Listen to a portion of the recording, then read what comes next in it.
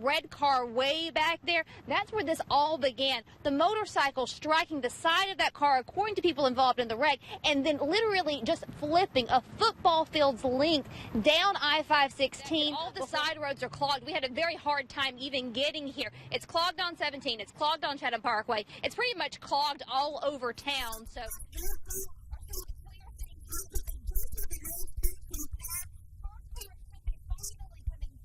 So why won't the DA or the U.S. Attorney trust these officers? So far, they won't say. But I went digging and found this. 1,100 pages of documents. The interesting thing about this cell, no doors. But what about the digital playground? It was just 2 blocks from here. I just remember that night running down here when the shooting happened. Nothing that I had ever expected that I was going to be encountering on my way home from the story. The 2-year-old crawled out of the house. It's the 4th house back over here, if you can see it. Then she went for a dip in the nearby retaining pond and absolutely soaked. You will not believe what we found when we came out to this retaining pond. An alligator swimming in the pond where police say this toddler went for a dip just yesterday. And now, Innovative Kids is still open for business, even though the Georgia Department of Early Care and Learning, which licenses this daycare, says it only was supposed to have 3 to 6 children. But when police got there, a state board is investigating the case. Police say the daycare was clean, but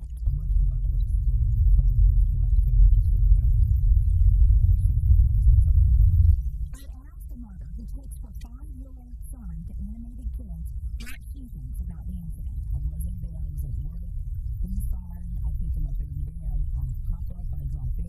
I've never had any problems with her. Never had seen anything out of the blue. So he'll definitely be going back. Whether or not he can go back is a question. The state is supposed to make a ruling tomorrow morning on whether the daycare can stay open.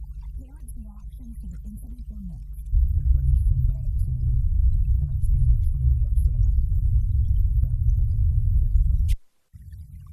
another scary thought. Police told me there are several registered sex offenders living in this Newport subdivision. I was asked them what parents can do to make sure that their kids are safe at daycare.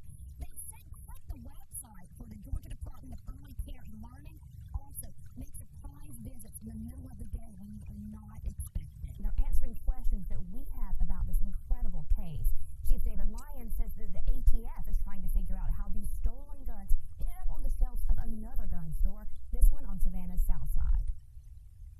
Chris showed us a current active concealed carry permit.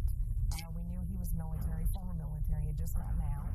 Police said that permit was forged, and the Army court-martialed Chris Edgecombe in December 2012, who was found guilty of going AWOL, of stealing from a store on base, and of wearing insignia that he hadn't earned. He was great. He was a great employee. People loved him. Police officers loved him. But it turns out he was a felon. According to court records, in 2010, Edgecombe pled guilty in Chatham County Superior Court to theft by receiving stolen property. Patrick's owners say they didn't do a background check when they hired him. They took the concealed carry permit that Edgecombe showed them as proof that he could take the job. It's been the same procedure. Never had a problem. Never had anyone falsify any documents. Edgecombe was Patrick's range manager, overseeing indoor shooting and gun sales. Police say that's not all he was doing. And also stealing the guns out the back door, selling the guns and pocketing the money. How many guns? We know of 88. All bought, according to Chief Lyons, by Ortiz Custom Guns on Savannah's Montgomery Crossroad. Lyons says Jim Lowry, who oversees Ortiz's retail program, organized the buys. Our information says that he was buying the guns below what Patrick's was paying for him wholesale. So far, no charges have been filed against Lowry.